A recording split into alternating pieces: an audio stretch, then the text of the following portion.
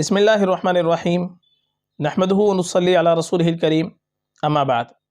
मुहतरम नाज़रीन किराम, एक साहब हैं मोहम्मद शाहरुख, इनका सवाल है। अस्सलाम वालेकुम मुफ्ती साहब, शाहरुख के माना क्या है और ये नाम रखना कैसा है?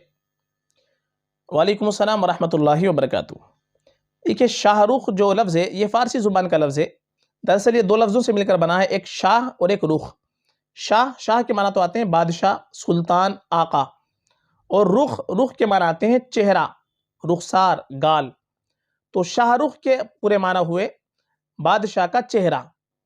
तो माना के एतबार से अगर ये नाम रखना चाहे तो रख सकते हैं।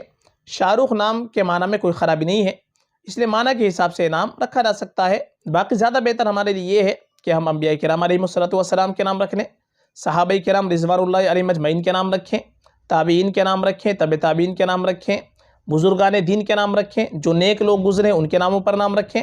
ये हमारे लिए और ज़्यादा बेहतर है। बाकी शाहरुख नाम रखना चाहे तो ये भी रख सकते हैं, इसमें भी कोई ख़राबी नहीं है।